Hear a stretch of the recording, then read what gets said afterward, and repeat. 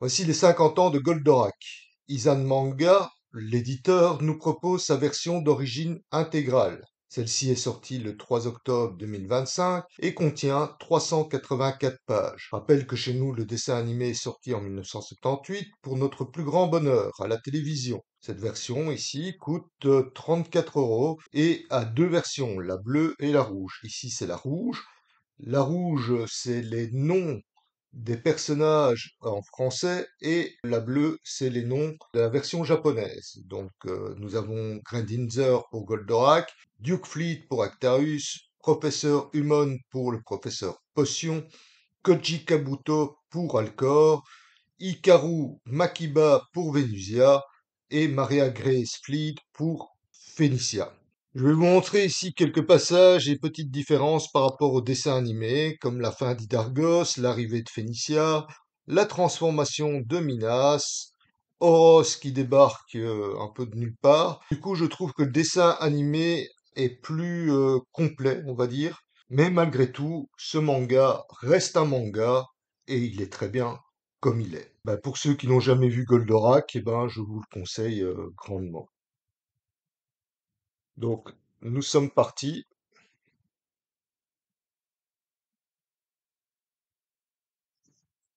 Donc, nous allons commencer par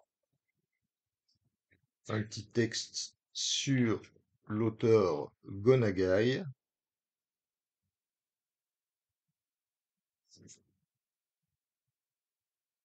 Et oui, comme c'est japonais, ça part toujours de la droite vers la gauche, hein, je le rappelle. Donc ici, nous avons Alcor qui voit un ovni, et en fait, c'est l'arrivée de Goldorak, en tout cas face à Alcor. Ça, c'est le début de l'histoire.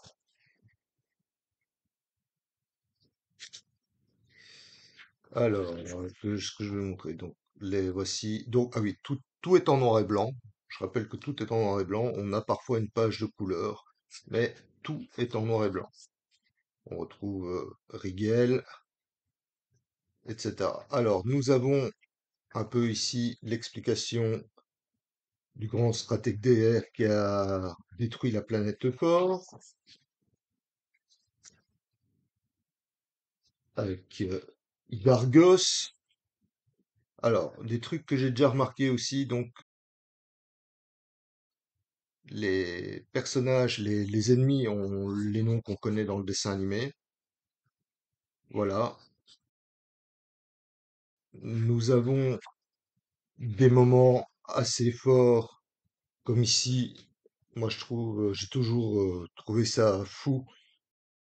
Minas et Minos.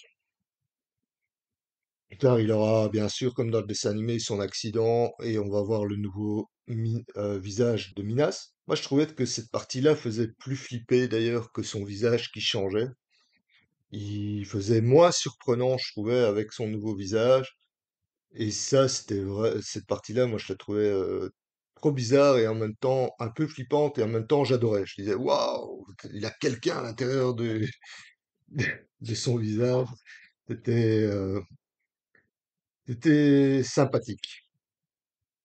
Donc, nous continuons un peu l'histoire dans les grandes lignes et nous avons bien sûr, par la suite, la fin de l'Ovéter avec l'arrivée d'Alcorac. Tout ça est repris, c'est vraiment comme dans le dessin animé, tous ces trucs-là. On retrouve aussi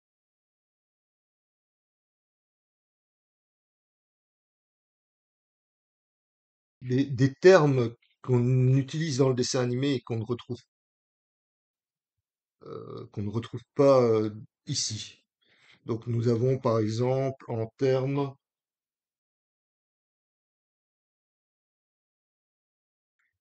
par exemple le métamorphose, il ne le dit pas ici. Je sais plus si je retrouverai l'endroit, mais il y a des endroits où le métamorphose n'existe pas.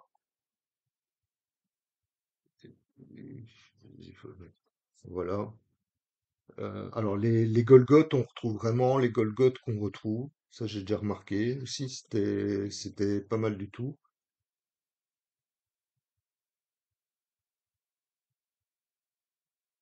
Voilà. Nous avons, alors, des trucs que j'ai déjà remarqué, donc c'est la fin de, comme je disais, du Dargos. Je la trouve vraiment très bof. C'est un peu genre, il reçoit deux baffes et il est mort, quoi. En fait, c'est trop rapide à mon goût. Bon, ça, c'est des Golgoth qu'on retrouve parfaitement dans l'histoire. Donc, je vais montrer ici, voilà. Là, c'est la fin d'Idargos.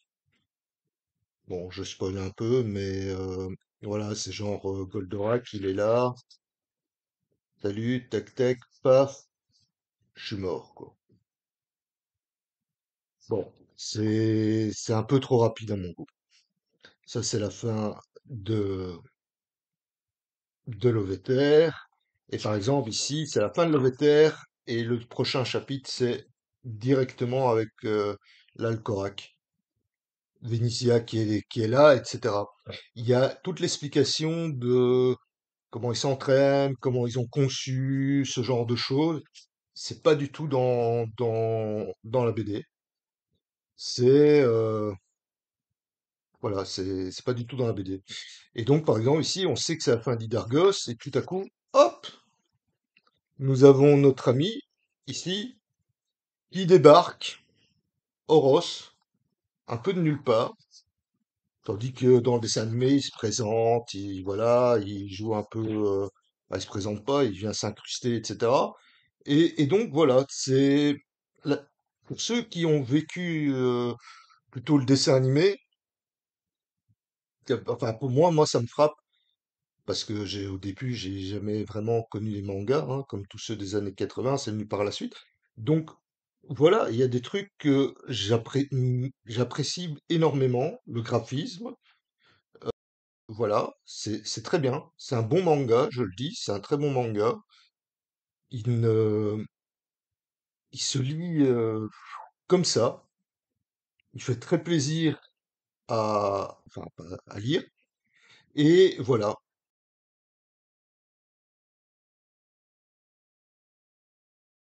L'aspect aussi de la fin. C'est la fin de Minos, ce genre de choses.